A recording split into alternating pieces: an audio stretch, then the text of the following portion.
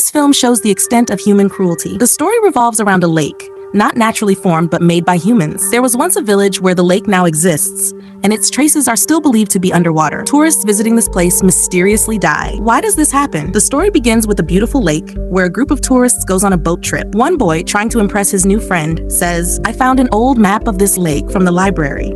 It shows that a village once existed here before the lake was formed, and its houses and belongings might still be underwater." His friend doesn't believe him. Determined, the boy says, "I'll dive in and check. Come along if you want." His friend hesitates, but then a girl raises her hand and says, "I'm coming too." Finn is the sister of that boy. When Finn says she wants to join, her brother gets angry and says, "If you want to come, then jump from the other side. I'm trying hard to impress my friend, and you're ruining my plan." Finn replies, "I don't care about your plan or impressing anyone. The story about the drowned village you told is really interesting. I also want to see that village." Hearing this, her brother agrees, and both jump into the lake. Since the water isn't too deep, they start swimming further down, searching for something unusual. They come up for air occasionally before diving back in. At one spot, they find a cycle. Finn's brother also finds a signboard, making him believe there really was a village here. Excited, he picks up the board and starts swimming up to show his friends. But suddenly, a hand grabs his leg and pulls him down. Finn sees her brother being pulled down and tries to rescue him, but the grip of that mysterious hand is too strong. Unable to save him, she swims up and calls for help from her friends on the boat. When she dives back down, her brother Jake is already gone. This shocks and saddens Finn deeply. Suddenly, she sees a hand pulling her brother again. The story then jumps ahead by 4 months. Finn is brought home from a mental hospital. She kept insisting that a mysterious hand pulled her brother underwater, but no one believed her. Not even her parents. They thought she was in deep trauma after her brother's death, so they sent her for treatment. Finn's father, who runs a big law firm, was always busy with work. Both parents were heartbroken over their son's death, but were trying to move on, though it wasn't easy. Finn, still grieving, looks at her brother's pictures and asks her mother, "Did you go to Jake's funeral too?" Finn asks her mother, "How was his funeral? Did you bury him?" Her mom replies, "Actually, your brother's body was never found, so we kept his favorite things in a box and held a funeral for him. Things he loved the most, like the essays he wrote in childhood, his cards, and his shoes." Finn insists again, "Mom, I saw a hand pulling my brother and taking him away." Her mom gently says, "My dear, you're just tired. Get some rest. Everything will be fine." In reality, her mom still doesn't believe her. Later, while her mom is taking a bath, a mysterious hand suddenly emerges from the tub and grabs her wrist. Startled, she looks back, but there's nothing there. Now, she starts believing that Finn might be telling the truth. Feeling uneasy, she searches the internet about the lake and discovers that it's cursed, where people have mysteriously died. Suddenly, a hand touches her shoulder, making her jump. But when she turns around, it's just Finn's dad. He asks, "What are you doing?" Not wanting to tell the truth, fearing he'd get angry, she lies, "I was just looking for a job." Finn's dad says, "Yes, you should keep yourself busy. Otherwise, you'll keep thinking about our son and getting sad. There's no point in grieving anymore. We need to move on and try to be happy for our daughter, Finn." That night, Finn dreams about the day her brother drowned. Meanwhile, her mom hears the sound of water running. She gets up and goes to the bathroom, but finds nothing unusual. The tap is closed. Feeling uneasy, she heads to the kitchen and notices the tap there is running. She turns it off, but it mysteriously turns on again. Confused, she can't figure out what's happening. Suddenly, she hears a noise coming from the swimming pool. When she checks, she sees water leaking from the pool. As she closes the valve, the water starts leaking again. Then, a horrifying voice cries out, "Mom, save me!" She turns around and sees her son, horribly decayed, screaming, "Mom, please save me!" Shocked and terrified, her mother freezes in fear. The next morning, Mom tells her husband everything. "Strange things are happening to me," but he dismisses it, saying, "You must have had a bad dream. It's okay." Mom insists, "Dreams happen when a person is asleep. But I was awake. I was fully conscious. We have to find our son's body somehow and give him a proper funeral. Until his body is found, his soul won't find peace." He was screaming, "Mom, save me! Why don't you understand?" Dad replies, "We searched the lake with the police for a whole week but didn't find his body. I think you're having mental issues like Finn. Whatever the case, don't go near that lake again. I'm telling you, I'm very busy and don't want to get involved in any more trouble." Saying this, he leaves for the office. Meanwhile, Finn, who was secretly listening, comes to her mom and says, "Mom, we should go to the lake and search for my brother's body. I'll come with you and help find him. Please agree." At first, her mom refuses, saying, "You've just recovered. If you return to that lake, your health might worsen again." But then Finn pleads, "Mom, I'm absolutely fine. I dream about my brother every night.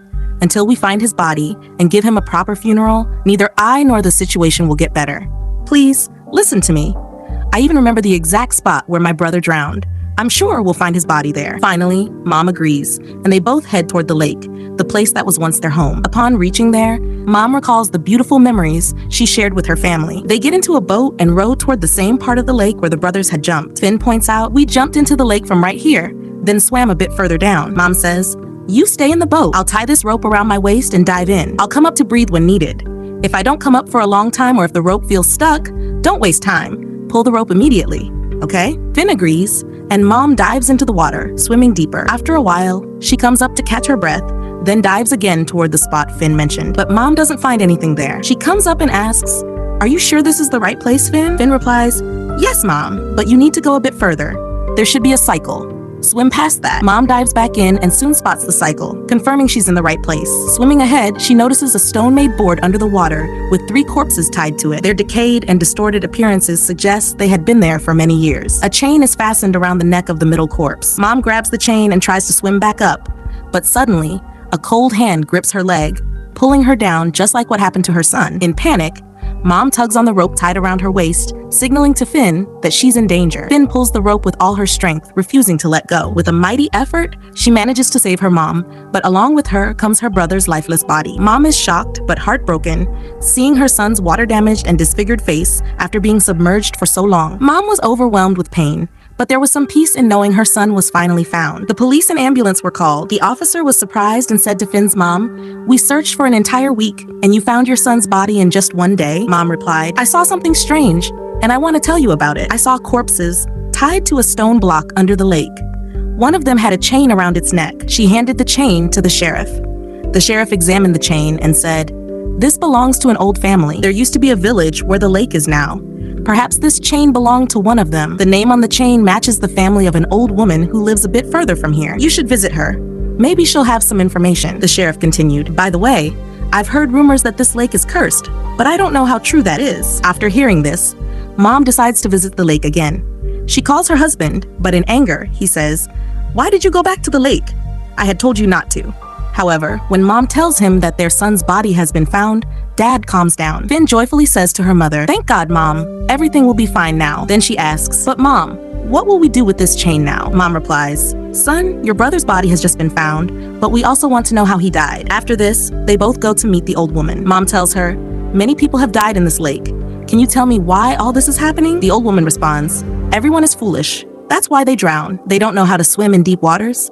They just jump in for adventure and lose their lives." Finn, disagreeing, says, "It's not like that. My brother was not foolish. He was a very good swimmer, and I was with him. When we were underwater, I saw a hand pulling his leg. That's why he died. Not only that, I saw 3 corpses tied to a stone block. It looked like they were deliberately drowned and killed." Mom then shows the old woman the chain she had taken from the corpse's neck. The old woman examines the chain and says, "This chain belonged to my grandfather." That man was the old woman's grandfather. She says, "We used to live in the same village where this lake is now. I remember.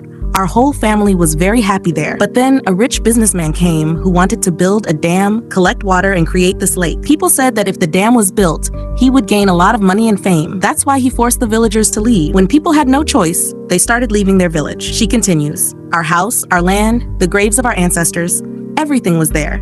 But that man didn't care about anything. He forced us to leave. The people who resisted him, he destroyed. My grandfather was also against him.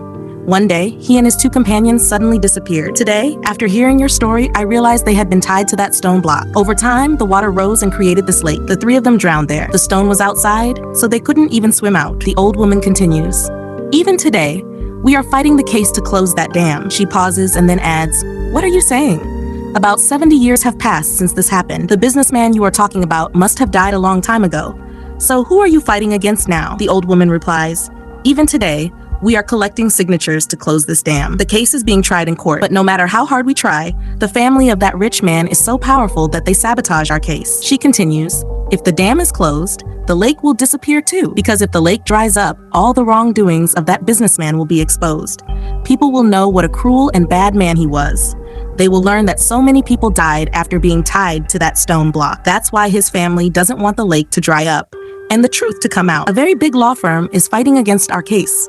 We can't compete with them, even if we try." When the old woman mentions the name of the law firm, both Finn and her mother are shocked and worried. It turns out that the law firm belongs to Finn's dad. Later, both of them reach the house near the lake, and soon, Finn's dad arrives as well. He asks, "Where were you both? I searched everywhere for you. You both look so confused and worried. What's going on?" Finn's mother directly asks, "Why is your law firm supporting this dam? Why are you fighting against closing it?" Finn's dad replies, "I don't know much, but we don't want the lake to dry up. That lake is very important." Mom, in anger, responds, "What's the need for a lake?" Dad explains, "Look, understand this. That lake was created so there wouldn't be any floods in the city. When it rains more than usual, all the excess water flows into the lake, preventing floods in the city. Plus, people visit there to enjoy it. Everyone finds that lake very beautiful." Upon hearing this, Mom responds, "These are just excuses. You should withdraw your case. You need to fight to close the dam instead, because when the dam is gone, the lake will end as well." Mom says, "Do you know how many people were removed for the construction of this lake? You have no idea how many people that rich man buried under the lake. I've seen the corpses of 3 people with my own eyes. People who were tied up and left in the water to make this lake. They died. And that's just 3. God knows how many others have also died." Finn's dad responds, "Forget it. These are just rumors. People spread such things about rich people. And if this lake is no longer here, the enjoyment will end too." He continues, "You may not know, but all the money we have today is because of this lake." At first, Mom doesn't understand, but she is shocked when she learns that the businessman who created the lake was Finn's dad's grandfather. Upon hearing this, Mom realizes everything. Now she understands why their son died. His death wasn't an accident, but revenge by the souls of those who had suffered for so many years. Mom cries and tells her husband, "My son has been punished for your grandfather's sins." Mom says, "Because of you, I lost my son." She couldn't take revenge on your grandfather, so she took it on his generation, your great-grandson. Instead of understanding, Finn's dad gets angry. Mom continues, "Because of the sins of your family, those souls are now trapped in this lake. That's why the lake has become cursed. These souls are taking revenge on the tourists and drowning them." Suddenly, a voice is heard from outside, and Finn feels that something bad is about to happen. The lights suddenly go out, and Dad tries calling the lake, but the line is dead. When they look near the lake, they see the souls rising from the water and moving toward their house. Mom and Finn are terrified as they watch. Finn's dad finally understands everything. Oh my God, it means they were telling the truth. They are all scared now as the souls surround the house from every side. Finn's dad tries to stop them, but it's clear there's no point in fighting. The souls don't say anything to Finn or his mom, but she picked up her dad and started dragging him toward the lake. Finn and Mom screamed, but it was of no use. The souls pulled her dad into the lake and drowned him. His life was lost. Another act of revenge had been fulfilled. Finn cried, "What will we do now?" Mom replied, "We will have to cleanse these sins now. Whether knowingly or unknowingly, we are connected to this cruel family. We will take this case to court and bring justice to the souls of those villagers." Finn said, "But Mom, no matter how much we try, no matter how many signatures we collect, we will never win this case. The government will never close this dam, and the secret will remain hidden. Who will believe us?" Then Mom said, "Actually, the water in the dam is gradually decreasing because the rain is weakening. Very soon, this lake will dry up completely. And when the truth is revealed to the world, everyone will know what lies beneath this lake. Everyone will understand the great injustice that was done to them. Their right to live was stolen just to make a businessman powerful. Their dead bodies and homes, everything they had, will become proof of this truth. No one will be able to deny it. They will get justice, and this curse will end. Their souls will finally find peace." And with that, the story ends.